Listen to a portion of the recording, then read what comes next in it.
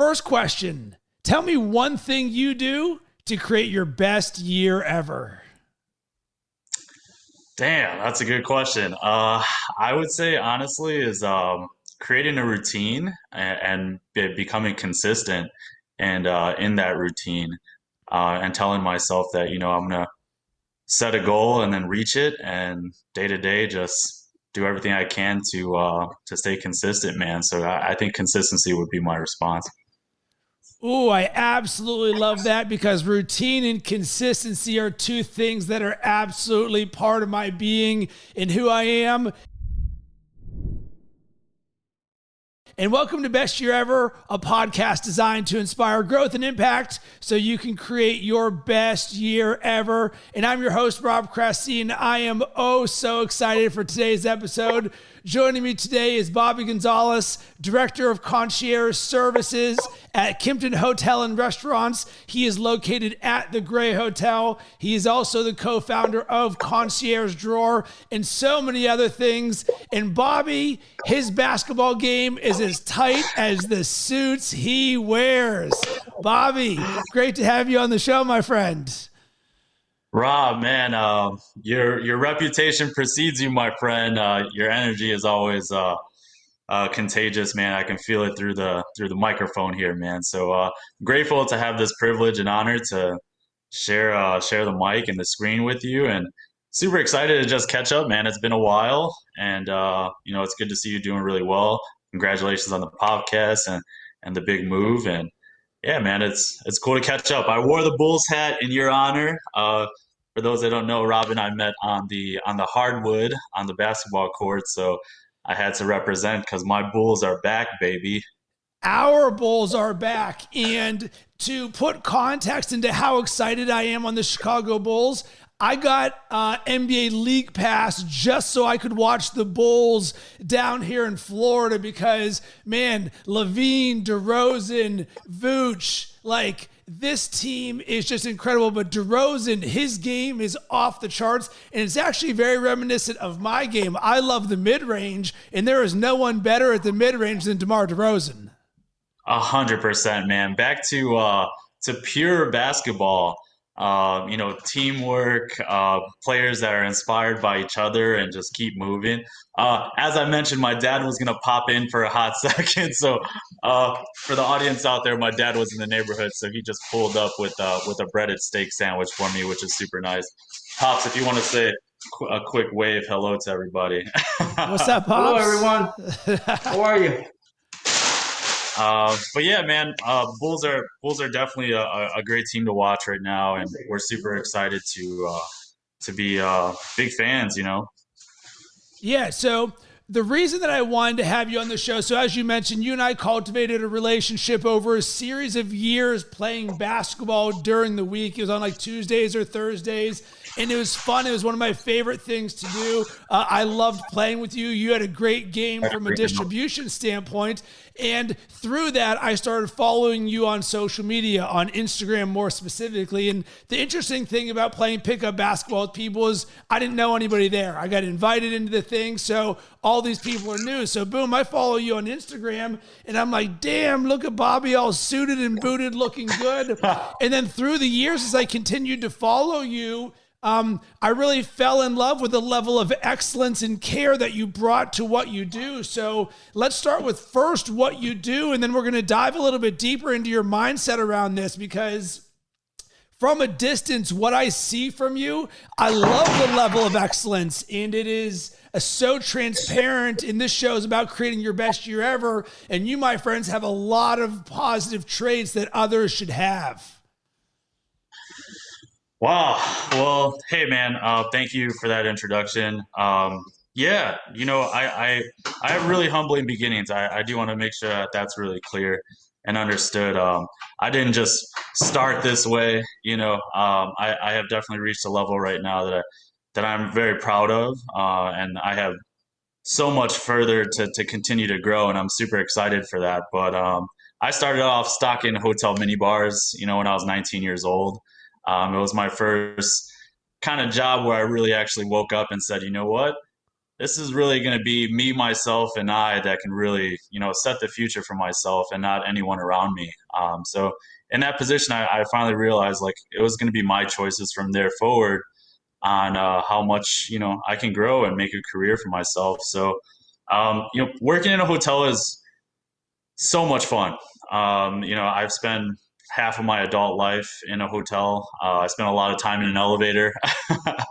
But I've made so many relationships and fostered so many friendships from working in a hotel, and it's gotten me this far.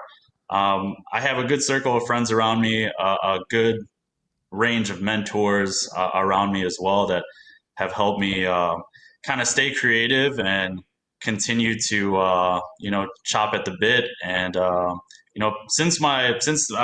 long story short, since my started as a hotel minibar employee, I have moved up several different positions slowly. I once went to the guy that delivered the toothbrush, and that was a big move up for me because going from behind the scenes to the front of the scenes is a drastic change. And so I went from to that guy, and then I eventually went to the front desk where you do learn the mechanics of how a hotel operates, from the check-in process to the departure process to, making first impressions to fixing problems, et cetera. And a role that you didn't seem is going to be that complex, but it really is. But I really enjoyed person-to-person contact. I really enjoyed making relationships and meeting people from around the world. And I wanted to spend a little bit more time with them. So the concierge role was available. And in that position, you do sit down, you do have intimate conversations, you do learn about where people are from and what they want to see and what they heard of Chicago and where they want to go. And it is a learning experience of two different people. And I really enjoyed that. And I saw traits in myself that could really excel in that area. So I eventually moved to the concierge desk. But since then, I have opened a few hotels. I've won some awards that have been voted in by my peers, which is awesome. I was voted in the Rising Star Concierge back in 2012. I won the Employee of the Year award for the Chicagoland area in 2015. And then I'm really proud to say this past year, just last month, I actually won an award, the same award that I won 5 years ago, but for Manager of the Year for the whole state of Illinois, which is really awesome because again, I'm a reflection of all the people around me. It's not just me that has really built me into these cool moments that I've been able to have. There's a lot of people that have helped me grow, but yeah, it's just a little bit about me in a nutshell. I hate to brag about these things, but you asked. No, I love it. So let's sort of dive a little bit deeper into your success mindset because success is not linear. It's a series of ups and downs. It's, as you said, consistency. There's routine and habit. So as you've excelled and won these awards, what are some of the routines or habits that you've created for yourself to not only stay on track, but to grow and develop yourself? It's a good question. I've always enjoyed the creative end of everything, and I really like to reinvent what's happening and what is going to be the foreseeable future. I like learning about the basics as I think that's essential. So you have to know the basics before you do anything else. But I perform, I think, at the highest is when I get uncomfortable and try different things and to see what works and what doesn't through trial and error. And I like to push the boundaries. And I think, we need people like that to make the future. And that's what I like doing. I've been innovative throughout my career. I've done things that have worked and done things that haven't. But I think going forward, that process has worked for me by at least trying, because if you don't try, you never know. Amen to that. And there's actually something that you posted on Instagram that I think is related to this. And you said, New year, same goal. Be the change you want to see in the world. And I love that because it resonates so much with me, because as I look right now on my whiteboard, it says, who did I help today? And for me, I love coming from a helping spirit. It's why I do this show, because my purpose in life is to be a positive force for good that leads others to what is possible. So explain to me a little bit more about the change you want to see in the world and sort of how that manifests itself in you and the excellence that you bring.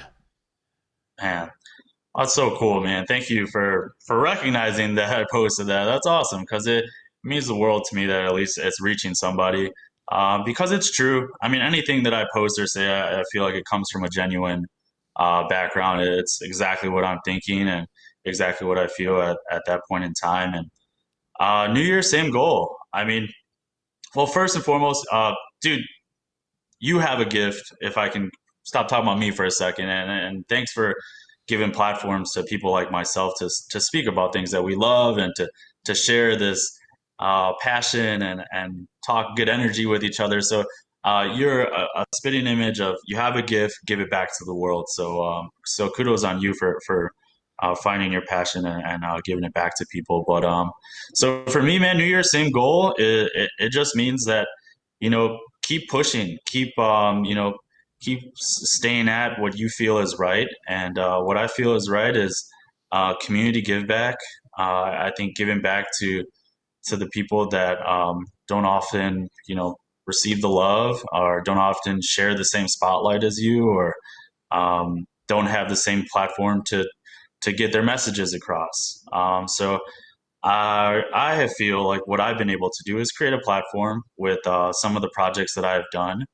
And what started off with filling a void has created an area to get a message across. And whether that's through fundraising efforts, whether through it's sharing historical events that people aren't commonly educated on. But I want to just use kind of the popularity that I've smallly gotten to help others. So very much similar to kind of your idea, man.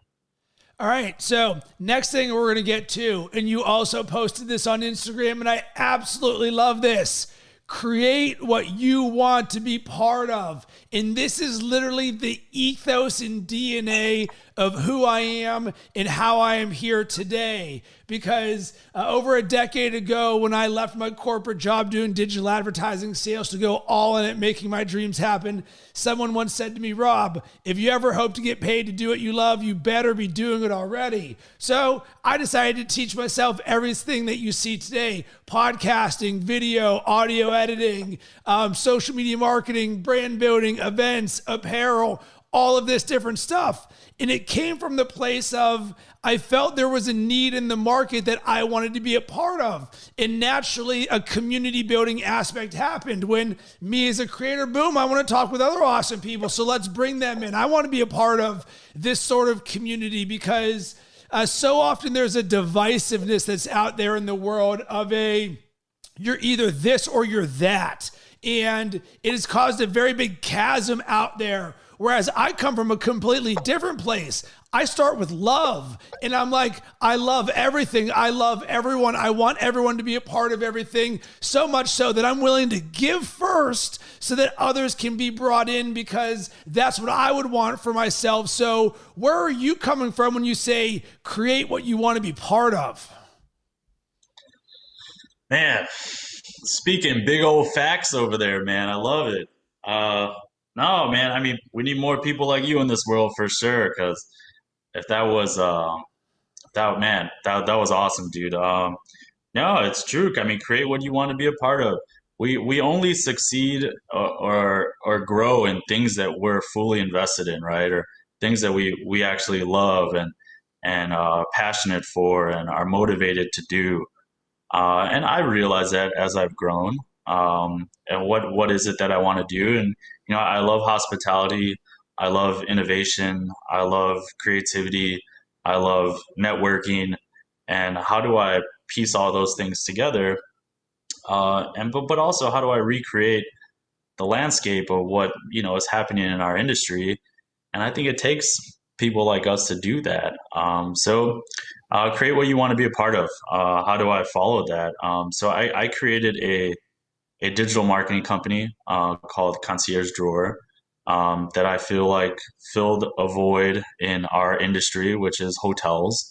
To give you just a quick snippet on it, it's absolutely crazy to think that there's no platform in hotels, in the industry of hotels, Hyatt, Marriott, IHG, all the big box hotels, where we can speak to each other, we can communicate to each other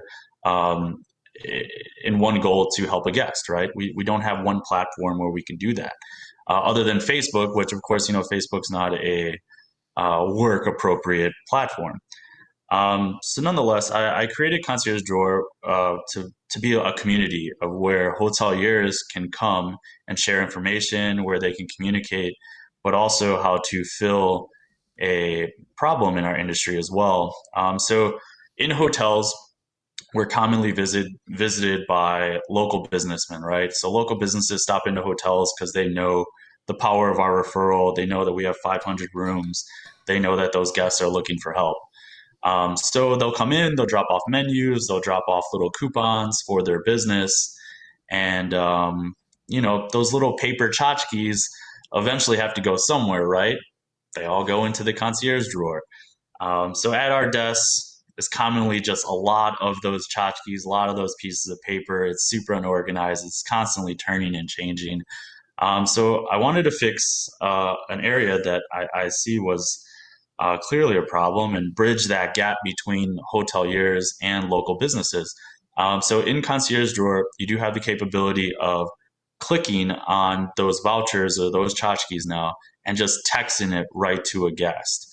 The guest then receives that text, redeems it right into the business, but it doesn't waste paper. It's convenient. It's fluid, so the guests can keep it on their phone if they want to use it later. There's an expiration date on it, but it's still on their phone. There's no I need to find that piece of paper. It's in my hotel room, or I put it in a drawer in my home, etc. So we received quick success when we launched 2019 in the winter. We were in about 50 hotels throughout Chicago. We had about 20 local businesses signed up. And then, of course, COVID happened, but we still were growing. We built a messenger system where hoteliers can communicate to each other. We built a tipping system to where when a voucher or coupon is redeemed, the guest can then tip the concierge through the app, which is super fun. And I think the key word here is fun and innovative. It's been fun to build. It's been a grueling process, of course, at some moments because of the pandemic. But persistence is key, and just sticking to it, and following that ethos of love what you do. Yeah, and I love the community aspect of what you've created, because I really believe where things are going, if they're not here now, is this inclusiveness for communities. Like, you and I could do the exact same thing, but it's no longer, oh, Bobby does that and I'm his competitor, so we're not going to help each other. It should really be the other way around, because in the name of service, we want to level ourselves up and say, what can we do better for others? And certainly you guys are the epitome of service. So your ability to selflessly say, go here, or if we cannot help you, let's have somebody else help you. And everyone will rise to help each other when we come together, as opposed to thinking that there's not enoughness in this world. Man, again, dude, I should be interviewing you. No, it's true, 100%. It's we have to constantly be thinking ahead and leveling up, and finding a way to do it for the greater good of our communities, and bringing us all together. Or else, like you said, one group will go that way, another group will go that way, and everyone else gets left behind. So what I want to talk about now is your attention to detail to excellence. And I noticed this from the photos that you post on Instagram to what you're wearing, because it's an extremely calculated thing. Because everything you do is a reflection of your brand. It's one of my marketing principles. And everything that you do is an opportunity to create a positive brand interaction. So not only are we extremely calculated about what we wear, what we say, and what we do, but it's also an opportunity to yes and it and be like, let me create some sort of energy or environment. So for you being someone who can be seen as like a safe space or someone that can yes and with others to help make their experience better, it's extremely important for you to be very attention to detail oriented to say, what can we do to make sure the experience for someone without them even thinking about it is paramount. So what does that mindset look like for you? Man, that's so true. A little background on that because I get a lot of comments from colleagues and friends at this point in my career about my attire and my swagger and how I dress, etc. It's funny that my dad was in the frame a little bit ago, but I do credit a lot of that to my father because as kids we would go to church every Sunday, and as my dad like always stayed suited and booted. My dad was super fly all our lives.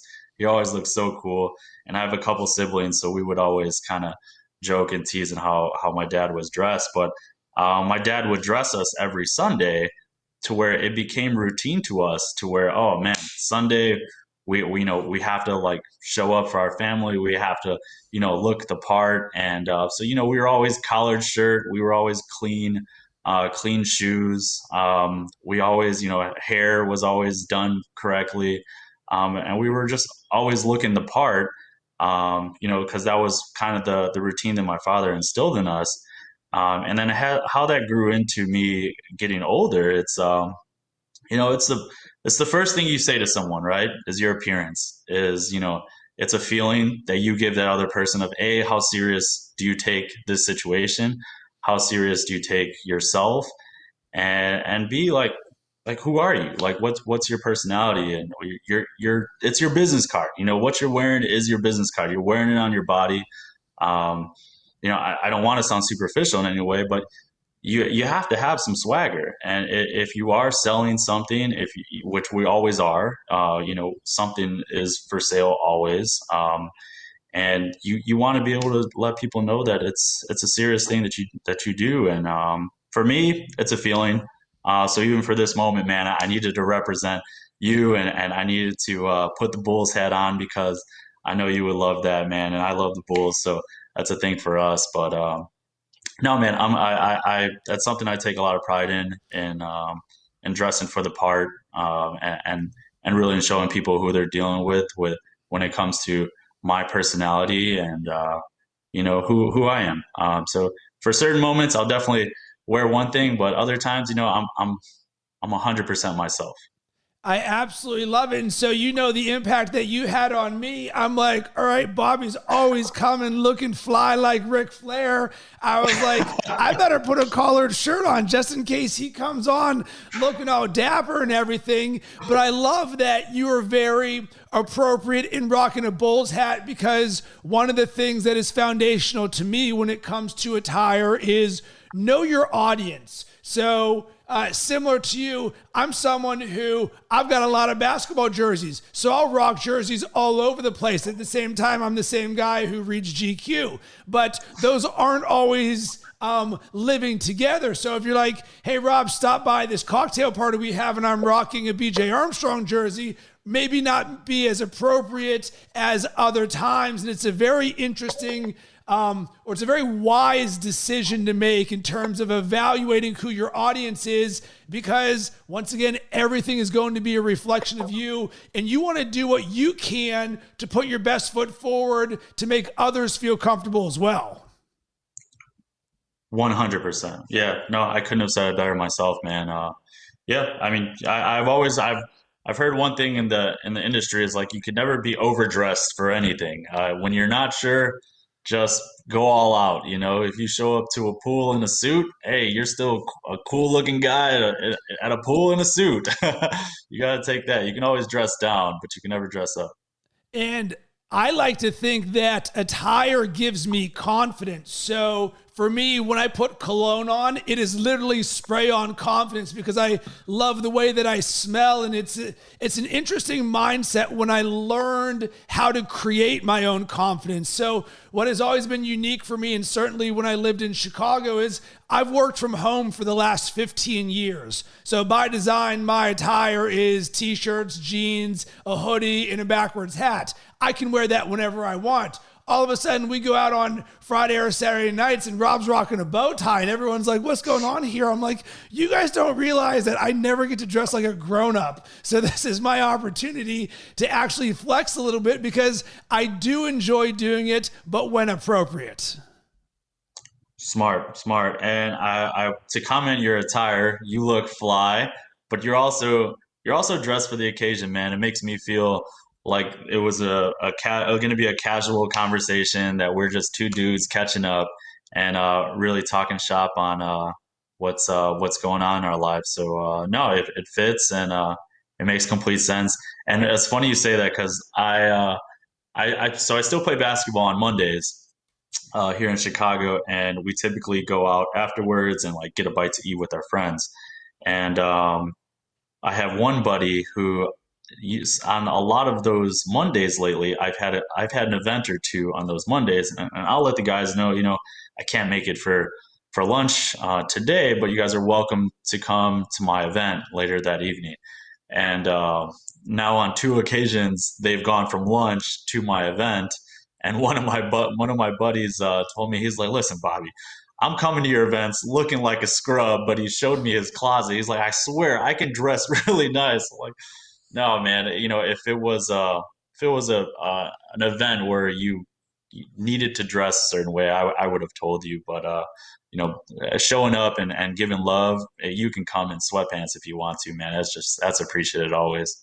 Of course. So, Bobby, to put a button on this, this conversation was the highlight of my day because it was an opportunity for you and I to connect. I've always appreciated from a distance your level of excellence. I've loved seeing the way that you've risen in your industry. I love seeing your concierge cocktails and the passion and the way that it means something to you. And maybe that's the button I'll put on this is things mean things to you, and it's very apparent, and it's something that everyone should take a page from you because it'll help them live their best year ever.